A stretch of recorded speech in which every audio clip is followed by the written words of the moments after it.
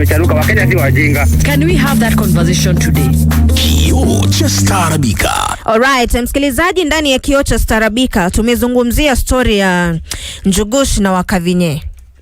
Manze, hakuna mtu ambaye alitamani hii marriage iweze kukatika. Hakuna mtu ambaye alitamani ama alitarajia kwamba hawa watu wawili watakuja kuachana. Lakini kusema kweli, yashamwagika. Hawezi jua ni kwa nini yanatokea yale ambayo yanatokea. Hauwezi jua ni kwa nini Drizzy. Hauwezi jua ni kwa nini hawa wawili wameachana. Ili watu waje kufikia mahali waseme kwamba unajua nini, katika ndoa ni sawa, tunaweza tuka kando kidogo, tupeane tu nafasi, tupeane space. Wakati huo kuna raia wa USA ambaye anaitwa Roger Kent alikuwa anasema, jamani, mimi naenda Kenya, Ghana ama Tanzania kutafuta a traditional wife who is submissive. I'm done with western women.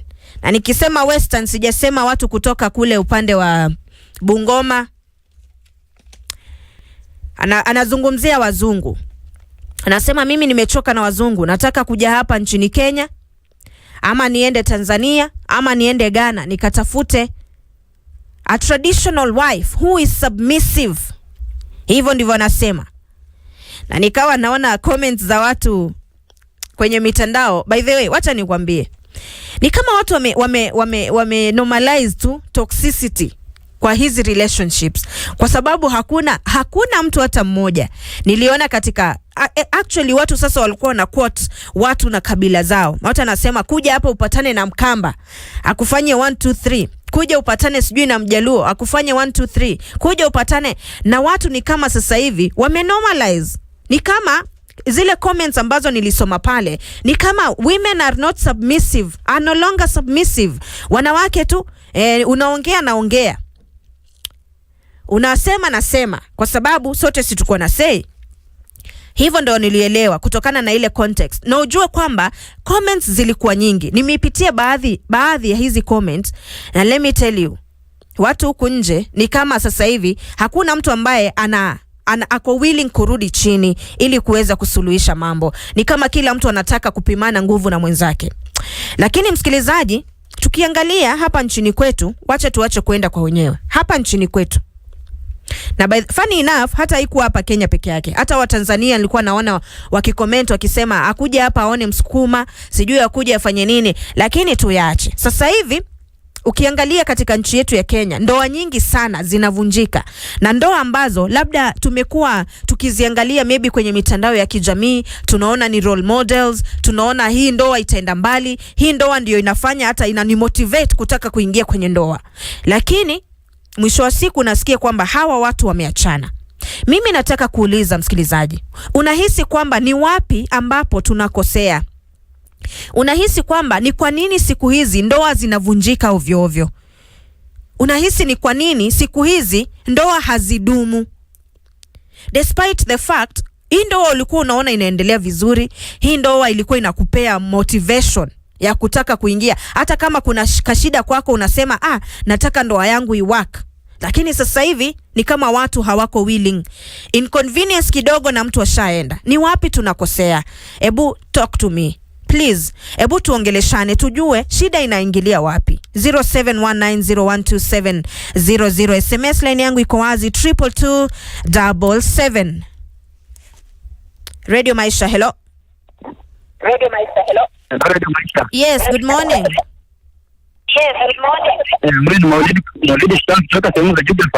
Okay. Sasa kitu inafanya ndoa zinakuwa hiyo ndo tambua. Ndio. Sasa kila mtu anaangalia mfuati iko sawa. Akiona ni kama unaweza pata sasa hivi mtu anapata mshahara na bwana anapata mshahara. Yes. Sasa mwanamke anajibeba tu anajibeba kama hana mshahara. Kama tunayo. Kama sasa anajibeba kadi. Oh, okay. Wewe mwanamume wewe mwambia. Okay, sawa sawa. Anasema kwamba unapata mwanamke ako na hela pale, anasema ai, mwanaume na wewe pia uwezi niambia kitu. Hebu tuzungumze Mama Starabika. Good morning, Christine. Good morning. How are you, Mama? I'm good. I'm organized. What about you in the studio, Kamam? Mimi niko fiti, nashukuru niko salama kabisa. My pleasure. Mama Starabika hapo ukipenda jina kubwa cha Olviwa Lugari next week ni back to school, Kamam. Yes, karibu sana mami. Sasa mimi ni maoni yangu kibinafsi, Christine. Yes. Mimi kama yule already mwenye ako katika ndoa, already mwenye nimekaa more than 9 years in the marriage, pia like ninaona vile ndoa za wenzangu zinavunjika, jambo ambalo halinipi furaha zaidi. Ndio. Sasa mimi nimekuwa nikifanya speculation tu zangu kibinafsi, nimeanza kugundua. Yes. People nowadays wanakaa kwa marriage, hata wataki kukaa ni kujua ni 20 years, ni 10 years, ni 5 years. Imagine watu wameanza kukuwa na kiburi na don't care attitude fulani katika ndoa. Yes. Because of peer pressure. Yani anaona, for example, kama Mike Sonko anaweza achana na wife yake na ana pesa, wana mali. Why not me? Unaona? Yeah. Peer pressure imekuwa mingi, don't care attitude. Alafu nowadays people are not submissive, especially us ladies. Tumekosa kukuwa submissive zaidi. Yeah.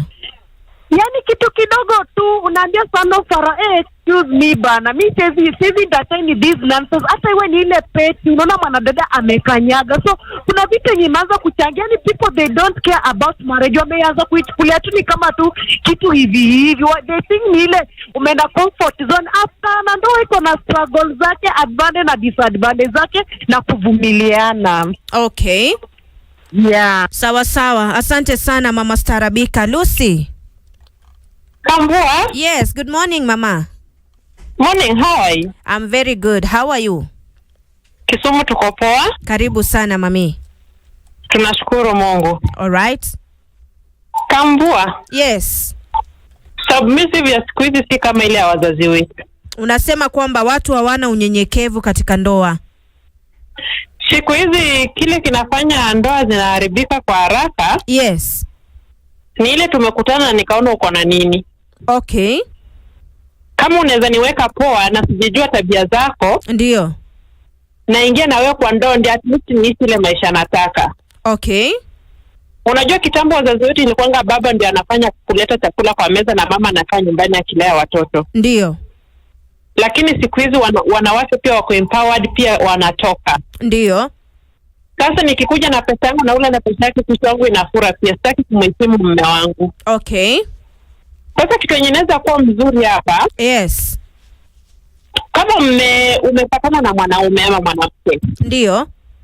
Jaribu kuangalia kiundani tabia yake, ako vipi, amelelewa wapi. Okay. Na tena uone maono yake hapo mbele iko namna gani. Ndio. Ndio utafute ule bibi unataka kwa huyo mwanamke, ndio ndoa labda inaweza dumu. Lakini kwa sasa Kambua. Hata mimi kwa kina ndoa sitaki. Haya. Tena? Wacha tukae. Okay, sawa sawa. Huyo ni Lucy, nazungumza na wewe msikilizaji. Fresha mambo? Kambua. Good morning. Good morning, good morning. Karibu sana. Kumbe unatoka kaunti ya Machakos jamani. Ala. Mimi niko huku jamani. Okay. Alafu Kambua acha nikuchekeshe. Wewe ni kama unapenda zile ngoma za Uganda hivyo. Okay, unajua na sasa. Mimi pia nasipenda. Okay. Hatunajua. Unajua sasa lazima tu accommodate kila mtu, si ndio? Alafu kale kangoma kangu usisahau bwana. Ni kepi yako? Fari ya dumani. Pressure Hasa acha turudi kwa mada. Okay, sawa sawa. Ukiona kuna kitu inaitwa divorce ama wanawake wameachana. Ndio. Inakuanga ni kutokuelewana kwa nyumba. Ndio. Kuna mtu mwanzo umesema passive ama ni umesema kitu kama hiyo. Kizungu fulani hapo. Kuna mtu mwenye submissive. Yes. That is the word, yeah. Unaona kuna mtu mwenye hataki kurudi chini. Yeah. Na kwa ndoa toka kama kuna makosa imetokea. Mtu mmoja lazima arudi chini ndio ndoa isimame vizuri. Ndio. Kama mmoja arudi chini hamtaelewana, hiyo ndoa itaanguka. Alright. Pia pesa. Unasema pia pesa. Kuna mtu mwenye yani sasa hakuwa na pesa, ndio mkiingia kwa ndoa. Yeah. Amepata pesa na wewe labda wewe mwanaume ulikuwa unafanya kazi, ndio? Ndio. Huyo mtu ameanza kupata pesa kidogo kidogo. Anaona ni kama anaweza nchikaisha tu mwenyewe. Unaona? Hiyo ndio sasa yes mama vizuri. Okay. Kwa hata kuwezi kupatikana hapo inafunjika. Alright. Kwa mpigo tena zaidi ni Frasha Mambo anasema pia hela inachangia. Unapata mwanamke akishapata hela anaona mimi naweza jieka, mimi naweza jikalisha. Hebu tuzungumze, unahisi ni wapi watu wanakosea ikifika ni mambo ya ndoa? Ni wapi watu wanakosea? Radio Maisha, hello. Mzula. Huyo ni Kambua. Samahani Kambua. Yes, how are you? I'm fine. Karibu sana. Wewe David kutoka hapa Laikipia. Yes. Kambua huku kwetu kabisa mwezi mmoja tujawapata kabisa. Poleni sana, itabidi fundi wa mitambo azidi kuangalia. Radio Maisha, hello. Yes, Eriko, vipi? Niko vipi bwana, hapa vipi? Unajua tu ni mambo ni mwecheche. Umesema mambo ni mwecheche kabisa. Mambo ni mwecheche, lakini tunajua tu mimi ni senior bachelor. Okay, senior bachelor. Sasa wewe utatu advice story ya ndoa. Hapana, sisi advice na take note tu. Alright, sawa. Asante sana. Baba Sophie. Asante sana. Kambua. Yes. Habari ya leo? Niko salama baba. Wewe uko aje? Niko poa, na Nakuru iko poa. Alright, karibu sana. Siku hizi mtu akipiga asikie sauti isikike, litatujiri shida gani tutashughulikia. Okay, sawa. Sasa nikiingia katika mada ya leo. Yes. Unajua uaminifu umekosekana katika manyumba zetu. Shida ni uaminifu. Uaminifu pili. Yes. Wanaume unajua siku hizi wengi hawataka kufanya kazi. Okay. Lazima mwanamke afanye na yeye afanye ndio wasaidiane. Ndio. Sasa unapata mwanamke akipata kibarua tu kidogo hivi anapata hata kama ni 2,000 3,000. Ndio. Anaona ni heri nikae hata bila mwanaume nikae hivyo bila kuolewa. Okay. Lakini kama wanaume tungejitolea tufanye tu kazi kawaida. Sasa vijana kama wa hii wengi hata kukuja kuoa maisha ya mbele ni ngumu. So baba unadhani ni nini ambacho tunafaa kufanya? Tunastahili saa hii unajua Kambua. Yes. Miaka ya nyuma wazazi wetu hawakuwa wanafanya kazi. Ndio. Mama hakuwa anafanya kazi yake ni ya nyumbani, mzee aenda atafute. Yes. Wakati ilikuja ati tunakuwa equal, ndio maisha iliharibika. Yes. Kabisa. Sasa mtu ajali, huwezi jua mwanaume ni nani na mwanamke nani kwa nyumba. Ndio. Sasa maisha utatisia mtu sababu wewe ukienda upate 2,000 na mwanamke aenda apate 2,000. Unaona huyu ni mwanaume na mwanaume mwingine. Ndio. Sasa amwezi weka tofauti kwa nyumba ati mimi ndio mwanaume wa nyumba na ile hali huyu anatafuta na huyu anatafuta. Yes. Hii sasa ndio imeharibu maisha kabisa. Sasa hata kuolewa imekuwa ngumu, kila mtu anaenda kivyake. Alright, sawa. Asante sana Baba Sophie. Nazidi kuzungumza na wewe msikilizaji. Radio Maisha, hello. Christine Kambua. Yes, Danny Boy, vipi? Uko vipi? Amepotea. Radio Maisha, hello. Hey, Christine Kambua. Mambo vipi? Nimekumbuka, lakini niko na vitu mingi ya kukuambia leo kwa mada na ile yenye ulisema ati pastor atuonyeshe mali shida zetu ziko. Okay. I would like to speak anonymously though. Okay, sawa. Even though I know that is somewhat foolish. So, ule pastor hivi tuombea kama taifa. Ndio. Kwa sababu leaders conspire to destroy the kingdom of God. Obviously, when evil people rule, the good risk being evil. Okay. And that is how the system works. So forget about him. Okay. Turudi sasa kwa mada. Ndio. ni vigumu sana Christine Kambua ndoa siku hizi kufanya kazi. Na ni kwa sababu ya vitu mingi. Kitu ya kwanza nataka nikubaliane na ule alisema ukiishiwa wewe ni ex. Yeah, that is obvious and common sense. Ukiishiwa mambo yako yameisha.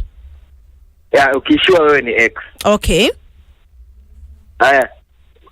Kitu ingine, mwanamke hii yenye baba Sophie amesema, mwanamke kitambo wazazi wetu wako wanafanya kazi. Ndio. Na akisema hivyo anasema baba anaenda kutafuta mbali. Kama walikuwa wanafanya kazi posta, wengine walikuwa wanafanya KPLC, wengine walikuwa wanafanya KPA huko Kenya Port. Yeah. Haya. Lakini kwa dunia ya sasa, ndio, in that setup una risk kugongewa. Okay. Ukienda mbali tu kidogo ni hivyo. Yeah. So that is the big problem. Faithfulness among the hata sana ni kutoaminiana tu. Kutoaminiana siku hizi iko juu sana.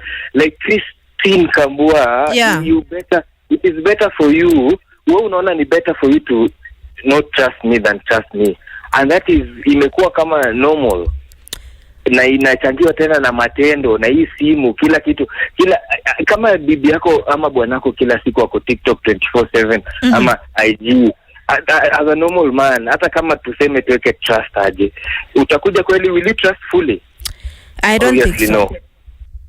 Aya, kitu ingine, hii empowerment je tunaongelea, mimi binafsi, let me now talk about the experience that I have. Now without judging, without trying to point fingers. Yeah. Just seeing na pointing out facts. Mimi nitasema ni kwa sababu msichana akienda mbele ya mwanaume, hiyo ndoa ina risk kuvunjika. Okay. Even though labda kama alikuwa ana depend on you, na hata kama hajastand, maybe hata kama hajastand una fit vizuri, ana feel ako threatened. Is it really threatened? Ana feel ama ni intimidated? Not even intimidated, ni shetani tu anakuja anachukua akili yake. Okay. Yeah, no matter kama ilikuwa a strong marriage. Yeah. Ama the other thing, ni ukikip kwa bibi yako ama bwanako, hiyo kitu definitely inakujanga kwa haunt sana hata kama marriage ilikuwa strong na God alikuwa witness. Okay. Yeah. So to save on time, thank you for giving me this time. Okay, sawa. Asante sana. Umemsikia amesema kwamba mambo ni mengi. First of all, hakuna uaminifu katika ndoa. Unapata kwamba umependana na mtu, mko pale, lakini maybe sasa hivi kama umepata kazi ya mbali, hapo ni risk umeweka, kwa sababu siku hizi watu hawaamini in long distance relationship. Na unajua sasa hivi teknolojia pia inachangia. Sasa hivi nimeona Wachina wameweza kutengeneza yani mtu kama binadamu. Yani ngozi yake kama ya binadamu, akona hisia, akona yani vitu ukigusa hivi ni kama mwili wa binadamu. Yani you can feel. Hawa ni Wachina wametengeneza. Yani wale likes kina Samantha, lakini sasa Samantha mwenye ako more of a human being. Tunaelekea wapi? Sijui nani atakuja kuokoa hizi ndoa, kwa sababu sasa hivi hata kizazi cha sasa hivi kime give up. Watu wengi ukiongea na vijana wadogo, by the way, wanakuambia mimi mambo ya ndoa sitaki. Sitaki mambo ya kuolewa, sitaki mambo ya kuoa, wacha tuishi tu. Labda nipatane na mtu tupate mtoto, sawa. You can imagine. Hapo ndio mahali tumefikia. Sijui ni malezi yameleta shida, sijui ni teknolojia imeleta shida, sijui ni mambo yamebadilika. I don't know. Lakini kulingana na wewe msikilizaji, umeweza kutaja mambo mengi ambayo yanachangia kuvunjika kwa ndoa. Mimi swali langu na swali ambalo na kuacha nalo ni, je, kitu gani ambacho tunafaa kufanya? What should we do kuhakikisha kwamba tumerudisha ule mtazamo wa ndoa wa kitambo? Hii ni Starabika. Mimi unaniita Christine Kambua, na ndio mwisho wa Kioo cha Jamii. Kioo cha Starabika, masuala yote ya jamii tunayamulika na kuyaangazia. Kioo cha Jamii na Anjogu, stesheni namba 1 nchini.